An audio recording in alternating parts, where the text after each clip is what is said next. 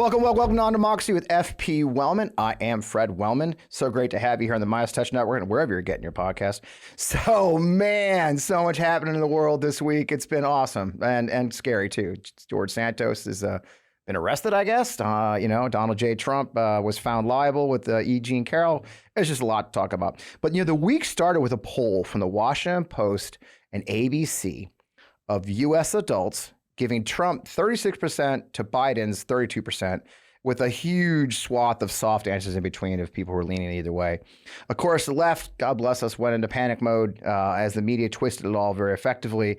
But most important to note, look, this is not, I actually talked to former guest John Della Volpe, who's right here in our books stack. That was a poll of all U.S. adults, not likely voters, not registered voters, all adults. When you use an all adults one, oftentimes Trump does better. It's just the way it is. Let's not all freak out. But it is interesting. And how do those numbers change in light of the E. Jean Carroll jury decision? How do they change in light of all the other criminal behavior? How does it change when you've got a presidential nominee with just now only 34 felonies against him and probably more coming? So there's a lot to do, and we've got a whopping year and a half between now and then. But I got a great guest. As always, my timing is always impeccable. I get the people who have some great perspective on these things. So let's just not waste any more of your time. Let's get right to the show. Let's get at it.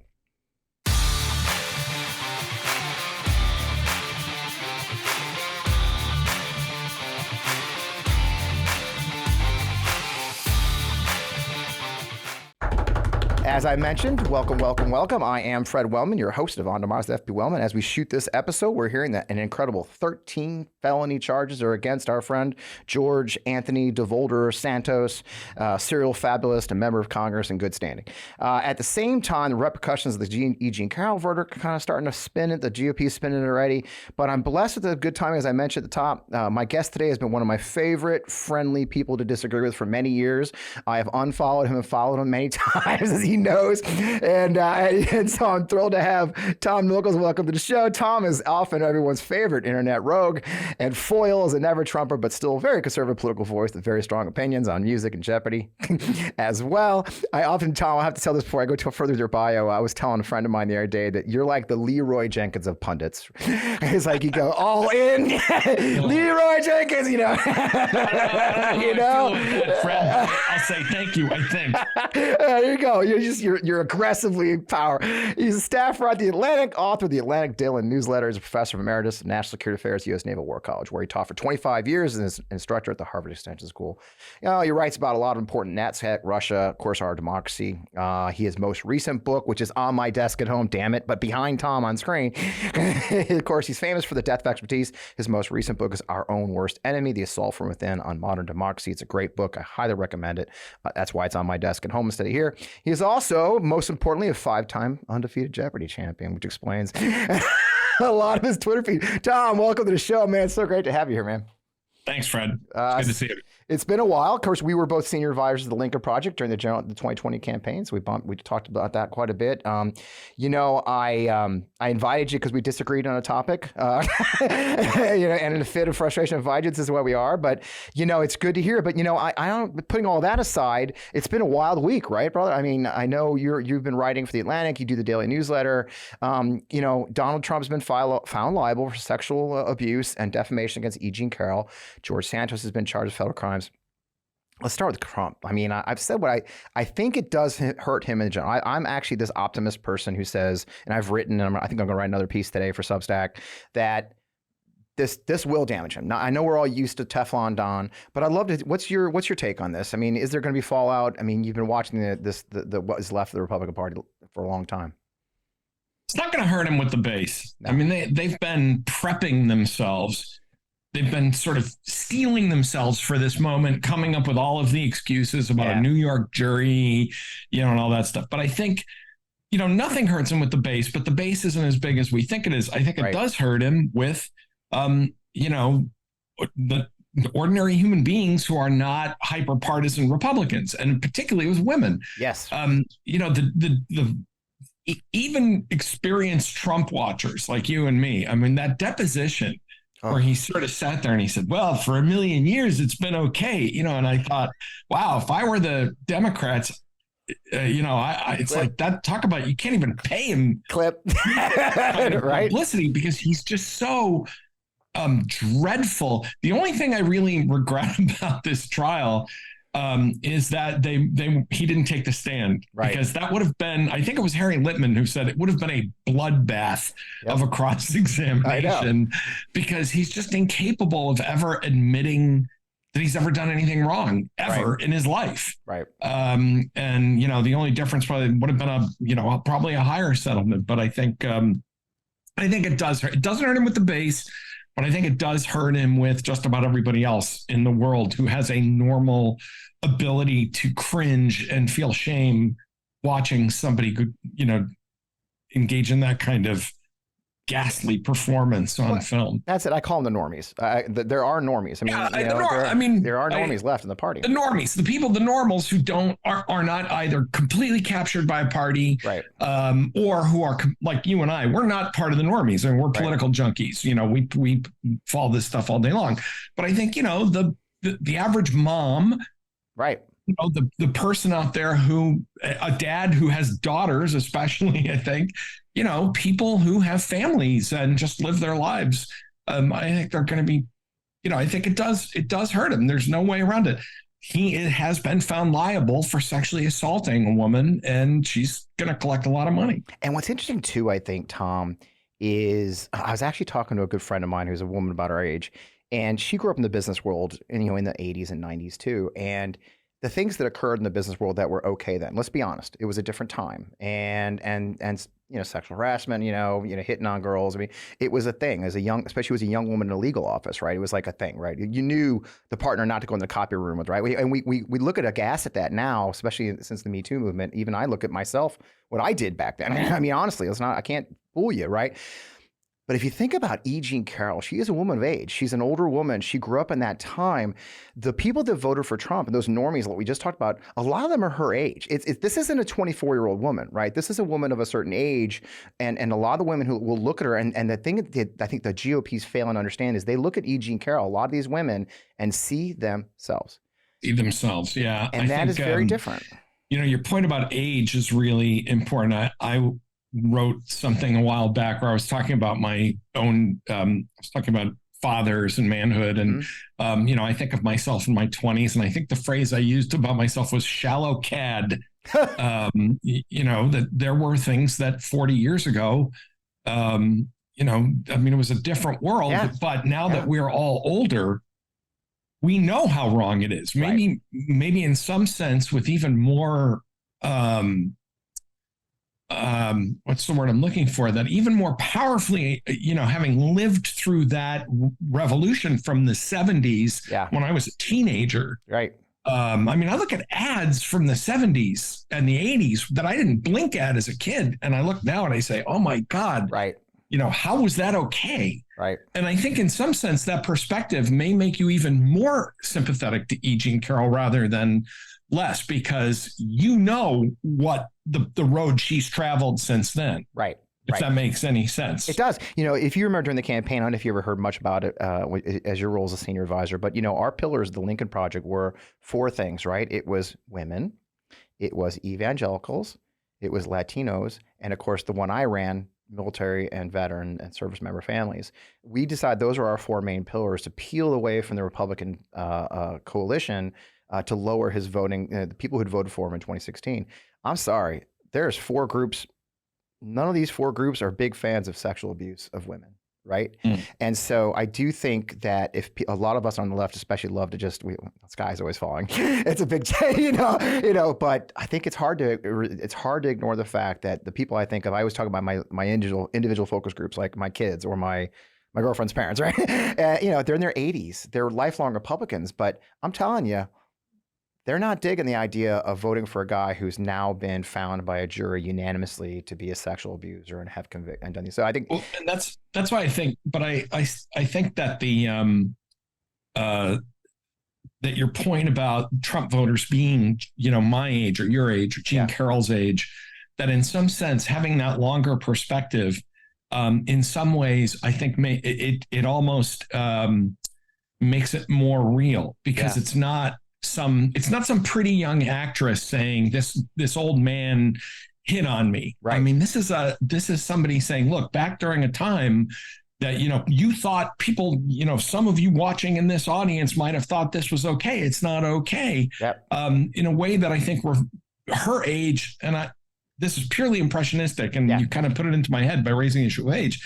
But I wonder if you're not right about this, that in some ways that more than a younger person or a more recent thing, that this is going to resonate with people who, can remember a time, by the way, when Donald Trump, when Donald Trump would have been flushed out of politics. Right. I mean, the thing I was trying to get at earlier is, even though 30 years ago, as you pointed out, which law firm, which closet not to go near and all of that, there was still some sense of public shame about these things. I mean, Trump tried to turn that to his advantage. Right.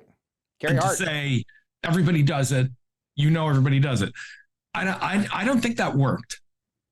And I think it won't work, particularly people of a certain age. But I'm going to say again, Fred, I think his base is completely immunized against this. Oh, I agree 100%. I really do. That 30% or less is, and that those are the people who vote in Republican primaries. Let's be honest. It's the hyper partisans, the one who are do or die.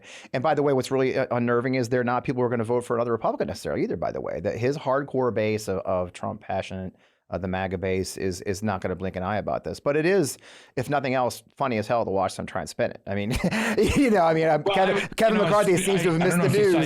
I decided to switch over to Fox. Bold move, my friend. Pure Schadenfreude. And Fox's, I think it was Jesse Waters at 7 is talking about, the big story we're covering today, who killed JFK?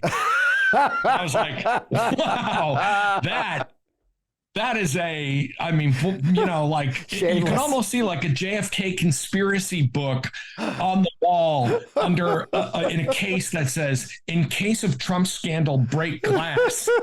It's like the most emergency go-to. There's got to be a caravan or something. Wave, don't look over here. I couldn't stop watching. I was like, this is one of the biggest news days in American history. An American president has been found liable by a jury, and it's like, and now it's like, well, I think the CIA probably hired Oswald. It's like, oh yes, that was the burning issue at top of everybody's minds. But I think, I'll now backtrack and maybe agree with you more than a little more. What is to say, if Fox is panicking that badly, maybe it will dent at least some of the people in the base. I have just become very cynical about the ability to get through to anybody in that MAGA base. They know their audience. I suppose that level of panic. Yeah, where you're talking about JFK. Tom, they know their audience. Tom, they know their part audience. Of, and let us. Something we'll probably get to at some point, but that's also part of Fox now pushing RFK, RFK Jr., thinking that they're going to kind of dent Biden with that somehow, because they did do a clip of Bobby Kennedy Jr. talking about the CIA killing his uncle and all that stuff. But it was pretty fun. I mean, you're right. It was watching them try to spin it was, kind of cringy, but must see TV. I said, and my girlfriend and I have a joke that whenever we say something we want to, change the topic, we're always like, "Oh, look, baby wolf!" And that's what they're doing. It's squirrel. like, oh my god, squirrel! Squirrels. It's like a caravan of squirrels approaching the border. Squirrel, and then that's what it is. Well, the next squirrel, of course, is George Santos, who's probably the most bizarre creature I've ever seen in public office. I mean, let's be honest, it is. So now he's been indicted. Kevin McCarthy somehow has missed the news. It's amazing how they all miss the news every day. Again, but George Santos is not. It's funny, we keep talking about what a weirdo George Santos is and how he's so strange in American politics. But over the course of 35, 40 years of talking to people, we've all run into a George Santos, the guy who says, I could be elected congressman, I've done this, and I was a war hero, and I was a fundraiser who solved hunger. Yep. The difference was that there used to be mechanisms that made sure people like that never even got into nobody would give anybody like that money. Right. I mean, I have talked to probably since my first job in politics was 40 years ago when I worked in a state house for a couple of years. And I've talked to people that are no-hoper political candidates. What's really striking is, particularly in the Republican Party, no-hopers can get elected purely on negative partisanship, on not being Democrats. Right. And that's what happened with Santos. And the Republicans, the institutional Republican Party has no idea how to handle this. Yep. So the Justice Department has now handled it for them. And even here, it's amazing. Instead of simply saying, okay, the guy's been indicted, he's clearly he's bad news. You've got Kevin McCarthy saying, we're going to look into it. Like, okay. Everyone's innocent until proven guilty, even with 13 provable federal felonies against him. It's like, the desperation. Well, but let us point out he is innocent until proven guilty. Absolutely. But, combined with his record, these indictments combined with his completely bizarre record, as a campaigner, as a member of Congress, which much of his Kevin McCarthy would say more than, gotta look at it, gotta looking into it. He sounds like Elon Musk, right? Concerning. Odd. Looking into it. Odd. Yeah, and odd. That's odd. Odd. Well, he's a desperate man. He's got a 5 margin, right? Let's face it. He's barely the speaker. He's 1 vote away from being kicked out. Literally 1 single vote.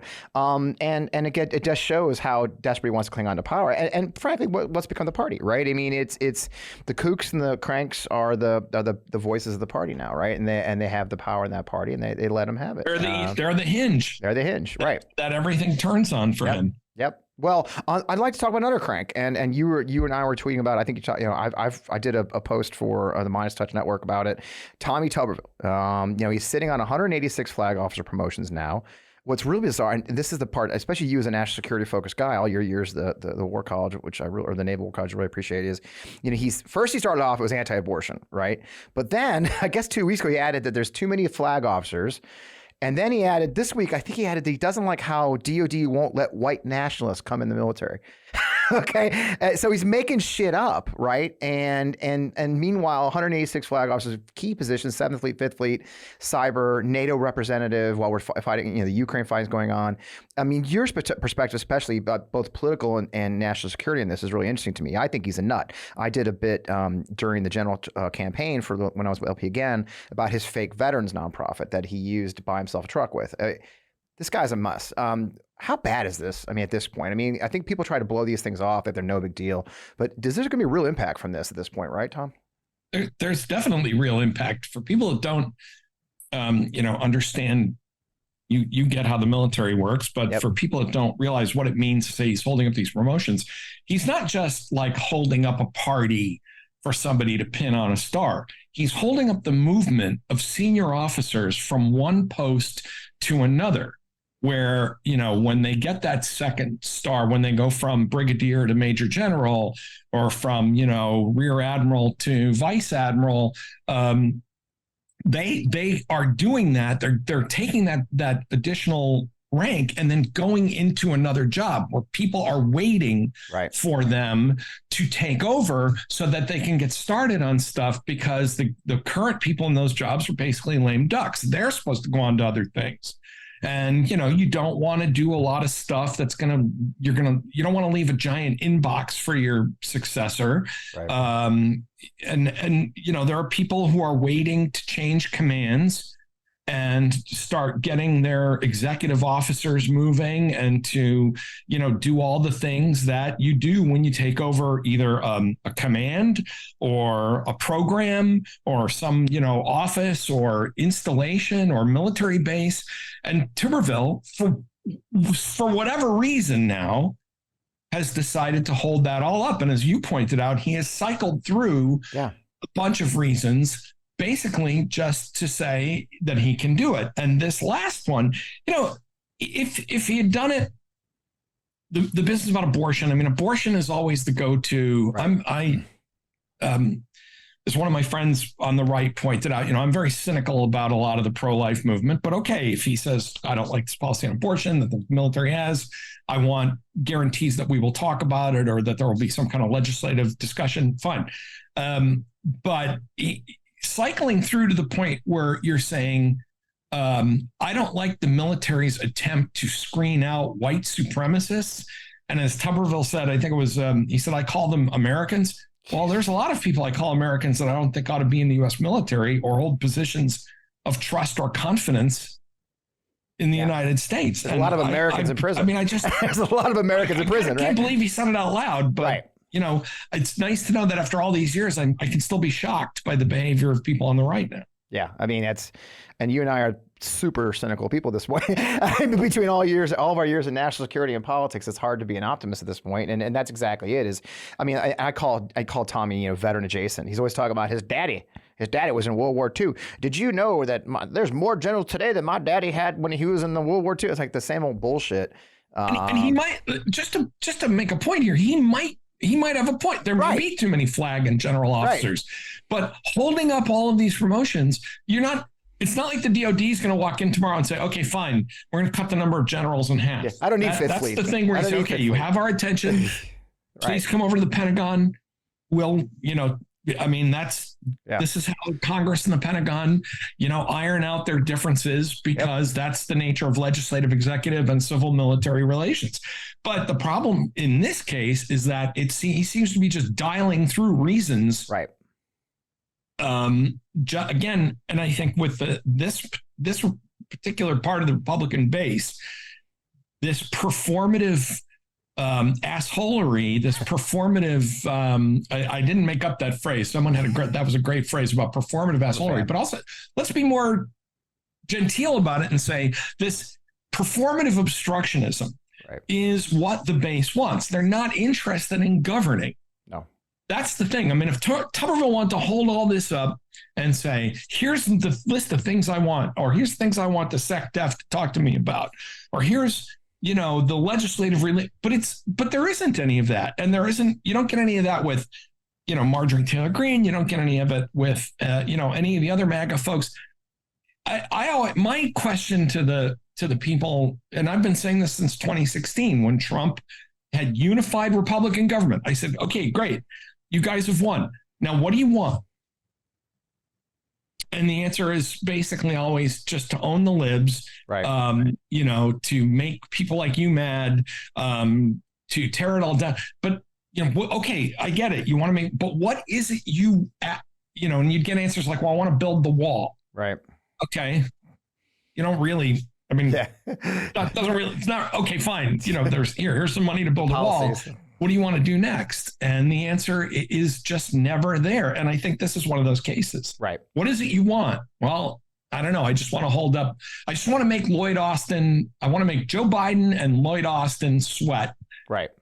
Because that's what people at home want to see. And instead of saying, I'm trying to make America better and make the Defense Department better and get answers about why we promote general officers and so on, there just isn't any of that there that I can see. No, because he's making it up as he goes, which is what he does, and that's what he's always did in the campaign. The same thing. It's and that's what so many of them are doing, right? Like you said, it's performative bullshit, which is when all you have. But also, I don't think he really. I mean, and I've said this about many of these, Marsha Blackburn and Tuberville and others. I think they genuinely don't even understand the issues they're raising. I think it's just wow, I'm a senator. I guess I'll do stuff. Yeah, and that's the key. But I just don't sense any substance there. Well, it plays into the whole thing they've been doing lately. All the generals are woke. I was looking at some of the comments in an article about this, and which I know it's crazy to do that, but I do it. And you see a lot of the right wingers, the Twitter people, the denizens, the blue checks of Twitter today, talking about how he's right on. These generals are all woke anyway. These probably got all under 60 is probably are wokest. They're milli wokest. It's like any of these. I mean, my God, makes sense, I spent 25 years working with senior officers. It's just hilarious. I know. Well, these generals are all woke. Oh, wow. I've got a whole lot of them who are like that, actually. But I had a boss trying to drag me to his what was it? The Promise Keepers. Remember the Promise Keeper guys in the 90s? The which is now Josh Hawley's big masculinity conference. It's the same stuff, different time, And I had a general trying to get me to go to these, Christian conferences with him. Like, no, sir, I'm on duty. You can't. It's part of the. America doesn't, that whole MAGA movement thing of America doesn't belong to us anymore, that these generals, that they have this, I mean, even if it's not true, they have to believe it as part of justifying their sense that they live in a divided country. Even if the country's not nearly as divided as they think it is, they have to create that. And they have to say, well, all these generals are woke. That's why the government is my enemy. Well, generals and admirals aren't with them. listen, anybody who's ever worked in the DoD, Fred, as you know, can have plenty of criticisms of admirals and generals. Yes. There are plenty of perfectly reasonable criticisms about bureaucracy and, institutional timidity and short-sightedness and all that stuff. But this is just kind of creating an alternate reality that then justifies your sense that you are a part of a beleaguered minority somehow. I like that. It's bad for as you pointed out, one of the earliest never Trump movements began among national security Republicans. Yep, we did. Exactly. We were the ones who sounded those first alarms that this is really dangerous for the country in a dangerous world. And, holding up 200 senior appointments is pretty destructive stuff. It is. And it's a direct line from that, right? It's direct line. It's funny, that letter, one of the letters, I signed a letter with a bunch of NatSec people after the Grab 'em by the P tape came out. And the funny thing about that letter, I loved, I still laugh, I keep it today because they put, these letters, you remember, they put the names, they put the text and the names, right? But on this one, since there was like 53 of us, there was 50 names on page 1, right? It was general, assistant secretary. And then on page 2 was lieutenant colonel, lieutenant colonel, lieutenant colonel. I'm like, I'm so important. I made page 2. Just 3 names. But I laughed. I kept it. I was like, I gotta frame this someday. So this is how important I am, people. It's interesting. Lieutenant Colonel Wellman, a lot of these folks, I think the national security people were the most serious about it. Yeah. I think a lot of the other folks who claimed to care about stuff like that, like Lindsey Graham, who was just the target of a brutal expose by Will Saladin. I think everybody ought to read because it's just so insightful. But in the Bulwark, it's a little kind of ebook about Lindsey Graham. I think they took that position because it was cost free. They said he's going to lose anyway. Right. And I think now we're seeing, the real danger of what happens when this kind of group really does get their hands on the lever of power and just grinds up all the gears, partly because they don't know what they're doing, and partly, like malicious children, just to see everybody else, the look of dismay on everybody else's faces. It's really disturbing to see this. And it shows, I think, that, Trump, while Trump is the main threat to our democracy, there's a lot of other Trump-friendly folks. We were talking before the show. Tuberville said, like, after the jury verdict in New York, Tuberville was like, now I want to vote for him twice. Yeah. Is that just insanity? He said, right? That was the quote, I think. Yeah, right? it was. Like, I want to vote for him even more now, or something. Yeah, and Rubio said, the whole thing's a joke. The jury's a joke. Rubio. Freaking lawyer. I mean, it's like, my last Republican vote. Oh, God, that's on tape now. Shit. But that was my last Republican vote. He was like my protest vote, Virginia primary, 2015, and last time I voted for Republican. And the last Republican vote, I'll go you one better. Oh God. In Rhode Island, back in 2016, our primary came so late that the only way to add primary votes against Trump where we were was to vote for Ted Cruz. Oh, Tom. Well, all right. Well, great show, everybody. I just went for the strategic voting. So, if it causes, a fight at the convention, but So, God, I remember that. That's right. It came down to that. Well, I'd like to circle back to something we were talking about a minute ago, though, right? What I heard was an underlying tone of narcissism and all that, right? The narcissism that goes into Tommy Tuberville, the narcissism that goes into Marsha Blackburn and her hair, because there's 2 people there, her and her hair. And you wrote a piece of not too long ago about like the Teixeira, spy thing, right? And and you talked about Snowden and how narcissism underlies Snowden, reality winner, Jack Tier. As is your style, you question the nobility of any of the leakers, and you get to the consistent issue that each of them had a sense of entitlement and self-importance. And but I can honestly say I didn't know that Edward Snowden had dubbed himself Wolf King Awesome Fox, so that was really informative. There's a group of us who, Wolf from King the very Awesome beginning, Fox. when the Snowden thing broke, to this day, some friends and I, whenever we talk about Snowden, it's always about we just call him Wolf King Awesome Fox, because it's so evocative and perfect of what he thought he was doing. And it's some point before, and that was before his theft of the documents. I mean, you really, I bring the piece up because it's been a few weeks, but it really made me think. You're right. How do we, in the piece for folks, and by the way, we'll put in our Substack, if you're wondering, Matt will put the Substack address up. I always put all these articles I refer to in the Substack. I'll get them to you. Having said that, what I really enjoyed about you brought up such a great point, right? How do we stop narcissism? How do we stop people? I can look at your bank account all day, right? I mean, I had top secret clearance for most of my career in the military till the very end in 2010. You had one as an instructor at the War College, which is one of the issues you talked about is like, why the hell do I have to have one, right? But you're right. How do we fight just a kid who wants to blow his buddies away on his Discord? It's and what is the answer to that? I'd love to hear your thoughts and for people to read the article. Right. The clearance procedure. I've thought since the very beginning. My first clearance, now I'm feeling old and decrepit, but I think my first clearance was 37 years ago. Jesus. And for 30 something years, I've always thought the clearance process is kind of messed up. Right. Because it's a very 1950s, kind of, clearance procedure that looks for moral turpitude as defined by drug and alcohol use, money problems. I'm not discounting those. I mean, if you have a drug problem or a alcohol problem, or you're broke and you need money, you're vulnerable. Yep. But it doesn't. I mean, it seems to me that the really astonishing cases of betrayal. And look, I know Snowden and Reality Winner, they have their fans. But they nonetheless broke the law and caused harm to American national security. And all of them did it for the same reason, because I'm so important. Only I understand. Only I get it about how important this is. And I don't know how you screen for that kind of narcissism. Right. I know at some places, like when you get up into the higher echelons of the NSA or CIA, you have to talk to shrinks, you have to talk to a psychiatrist.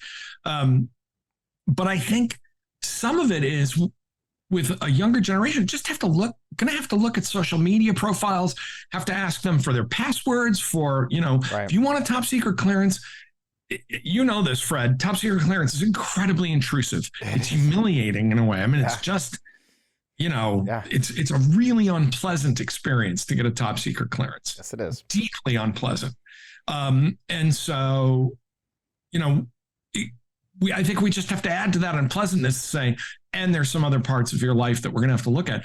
But the Jack Teixeira thing, I mean, that's just a huge fail on the part of the investigators, because, the guy was kicked out of, he was only 21. He'd been kicked out of high school. I'm sorry, you're doing a look back of 5 years and you're not finding that he was thrown out of high school because people thought he was scary. Yeah. This guy, his manifestos and postings sounded more like a school shooter. Right. So somehow they missed that. And again, I think it's, because the process just looks for the wrong things at this point. We need a 21st century clearance process for a 21st century workforce and military body. And I think a lot of that drives it. And so, and then a topic that also you've written about, and then we are missing, the system hasn't addressed for the changes we've seen. The system does not adjust for the influence of the propagandists, the influence of right-wing politics, the influence of either other politics, right? And we're still looking for commies, right? And you don't have to, I think it's not. Yeah. We were looking for commies, back in the 60s and the 70s when communists were and people forget the early 1970s, left wingers were bombing public places. Yeah, Germany. It wasn't a joke to ask, have you ever been? When I went for my first clearance, they asked me, I won't even say what I said, but they said, have you ever been a member of an organization dedicated to the violent overthrow of the U.S. government? And I tossed off some kind of, smart ass joke. And the investigators kind of looked at me and I was like, oh, right. Don't fuck around with this. This is real. So, asking people, are you a member of an organization dedicated to violent overthrow of the government? That's a perfectly legitimate question in 1968, in 1975, and in 2023, because there are people applying to be members of the military or to get clearances who are in fact associated with groups that now have convicted seditionists associated with them. Right. You know, I'm sorry if Tommy Tuberville thinks that's like mean, but if you've been associated with a group that has advocated for violent sedition, then maybe you shouldn't have a top secret clearance. Yeah. And I think it's, at all.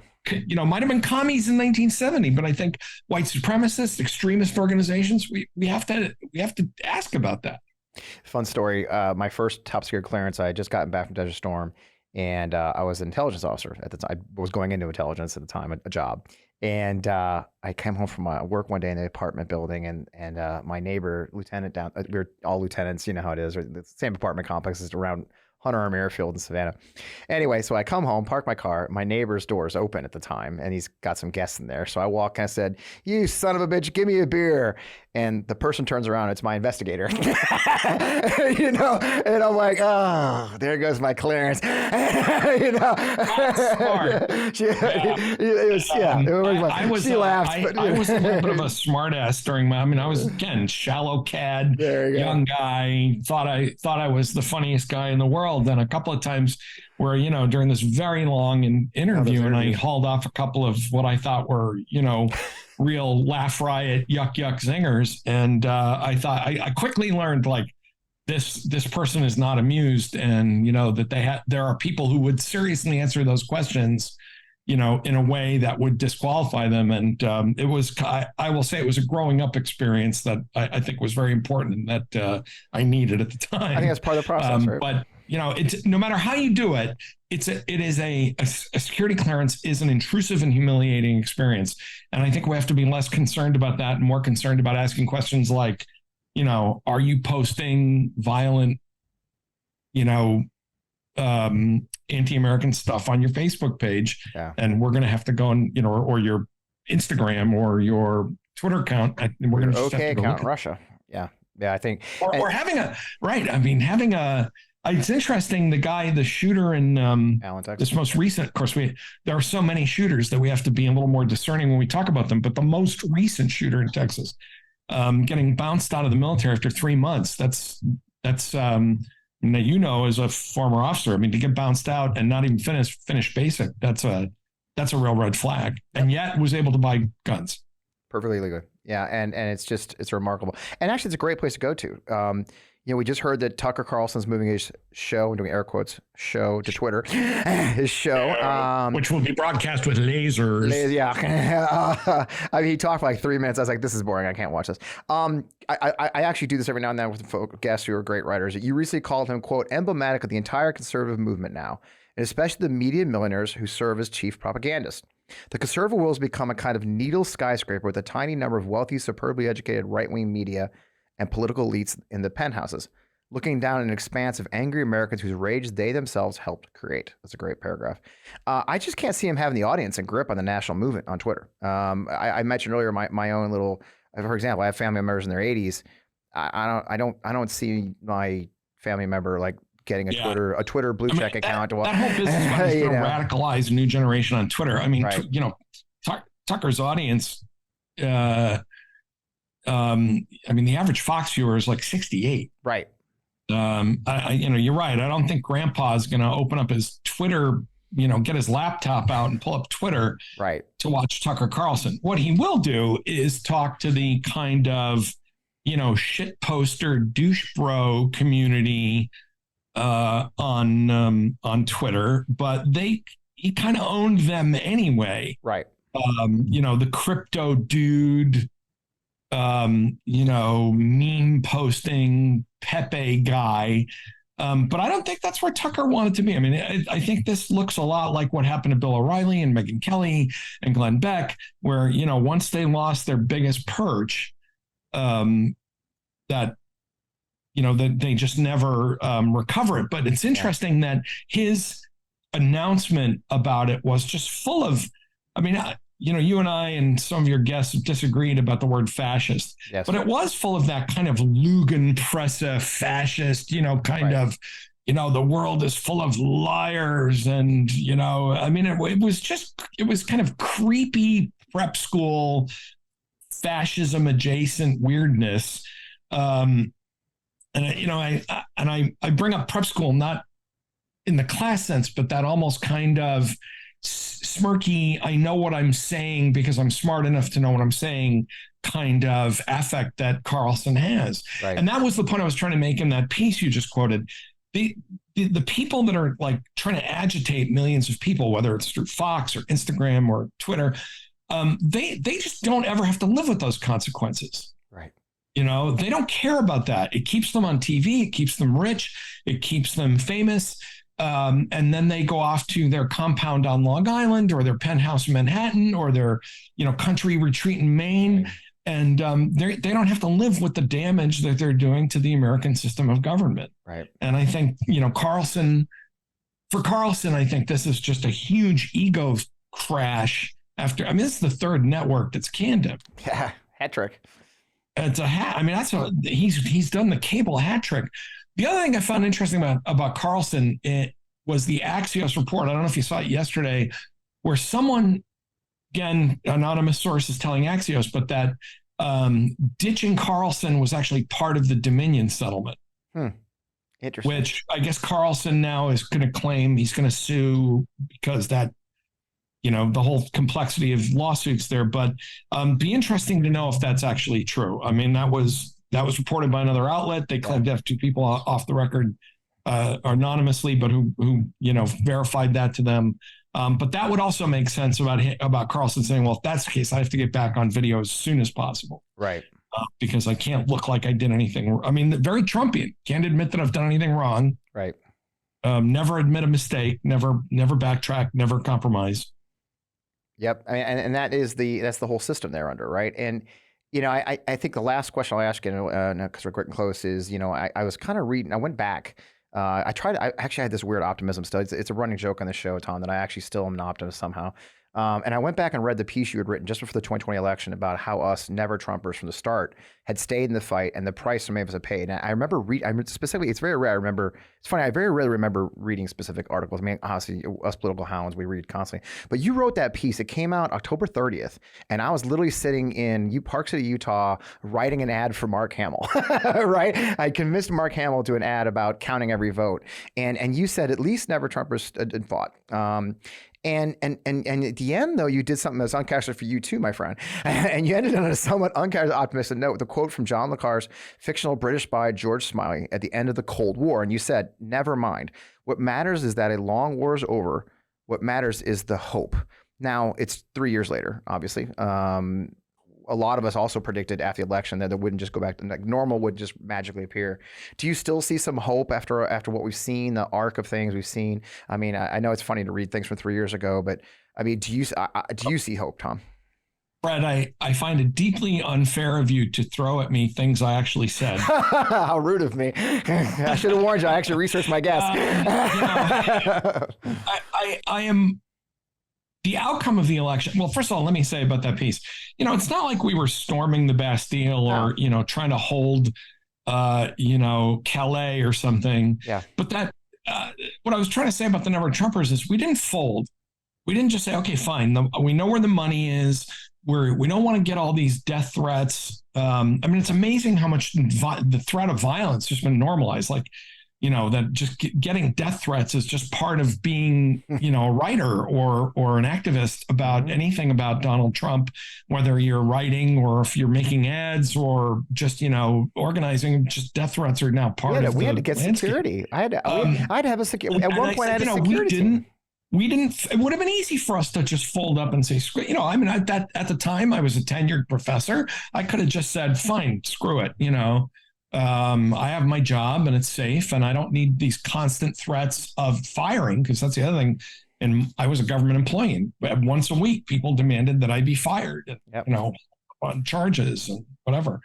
But the other part of it was, I was hopeful because it was pretty clear Donald Trump was going to lose and that people had finally reached a line. And this is the place where I'm concerned, because the line I thought we hit in 2020 was a fundamental decency issue. Right. That this person is just too indecent to be among us as a political leader now. Yep. The problem is that after January 6th, after the Carroll verdict, after all of the things that have happened, millions of people still say, you know what? If this annoys my fellow citizens and, validates me, screw it, I'll vote for him again. And I just somehow thought, I just was more hopeful that we wouldn't do that. Yeah. And yet here we go again. Here we go. And I'm so tired of people saying, well, Joe Biden's old and Joe Biden's lost a step. And I don't like some things Joe Biden did. The both sidesing of this, on the one side, we have a Democratic president who's leading us, I'm basically a conservative guy, yep. A party on the left that's got a lot of ideas that I don't agree with. And, he's old and says things, goes off the rails on occasion, being an old, of course, Joe Biden, that's been Joe Biden for 35 years. Since he was young, he did that. I know, I met him in Iraq. We have a sociopathic seditionist kook. Right. And somehow we're what was that? Was it David Sedaris, I think, who came up with the thing about being on an airplane and saying, well, either we have the chicken, you're being offered a meal on an airplane, and it's like either the chicken or this plate of shit with broken glass in it. And the undecided voter is the guy who says, well, tell me, how's the chicken done? Is it organic? How's the chicken prepared? So I was hopeful in 2020. I'm still hopeful that we've gotten past that. But I'm just, until Donald Trump and a lot of these people around him are finally just pushed from our public life in the name of just decency, then I'm just not I'm not gonna be as hopeful as I was 3 years ago. Perfect place to finish. I appreciate that. That's great. It's a great perspective, and a lot of our listeners, and a lot of our viewers on Midas come from more of the left, and I always enjoy these conversations where we say, here's where we come from, here's how we got here. People like you and I. I mean, the security thing. After I took over the exec director of the Lincoln Project, we actually had at one time we had a security team parked up outside my. They insisted on having a security team outside some of my colleagues' houses. I had to install cameras and buy my first new gun I'd bought in a while, so I could have one handy. That's a crazy place to be in America. I've written about how that looked. I ended up being on, like a regular email trail with, because people would call the Navy and call our offices, and NCIS and the FBI, like got to know you, I guess the thing I know we're done, but I guess the thing I would say is, if you are that insecure about your politics that you are literally willing to threaten other human beings, what does that tell you about yourself, about what you really believe? The other Le Carré quote I always use in that regard is that in another book, John Le Carré's Smiley meets his opposite number briefly during an interlude in the Far East, and he says, that's when I knew he could be beaten, because he's a fanatic, and a fanatic is always hiding a secret doubt. And I think that that's part of what you're seeing in this outpouring of just this performative kind of obstructionism and general nastiness, is that I think there are people trying to quell their, when Donald Trump is found liable for a sexual assault, and you say, well, now I'm going to vote for him even harder. You're not trying to convince other people. You're trying to smother that voice inside yourself that says, what a terrible thing I'm saying, and what a terribly indecent thing I've embraced. Yep. Perfect. So where can people find you if they want to check in with you? I'm on Twitter at Radio Free Tom, all one word. And of course, come and join us at The Atlantic, where I am the lead writer for The Daily. Sign up for The Daily and sign up for The Atlantic. We just won, let me just brag on my magazine. We just won my colleague Caitlin Dickerson just won a Pulitzer for her story about family separation in the Trump administration. And Liz Brunig and Xochitl Gonzalez were both nominated for Pulitzer. So, come and join us at The Atlantic and get some good reading done. I'm a paid subscriber, so I love it. Yeah, I pay for good journalism. That's how it is with people, just the way it is. Well, thanks so much, Tom. Again, I really appreciate your time, man. And it's been a great chat. So look forward to batting heads online soon, my friend. Thanks, Fred. Cheers. Man, what a great conversation. It's a classic story of this podcast. I had 5 more questions we never got to. And I just love that you guys are so engaged. I do read your comments. One of the lovely things about being on the Midas Touch Network is I love seeing you guys and your conversations and your notes and your comments. I'm trying to read them all. Sometimes it gets to 3,000. It's hard, but you'll notice I do engage. And so if you leave a like and a share and a comment and absolutely a subscribe both to the Midas Touch Network, which is an amazing and fast growing YouTube network. In addition, we do hot takes all week. I've done several hot takes for them that are a lot of fun. There's a little bit more humor in those, as well as our own YouTube channel, On Democracy Pod. If you want to find all of our back episodes that you've never seen before, they're all on there, as well as, of course, all your favorite audio platforms, Apple, Spotify, wherever you find us.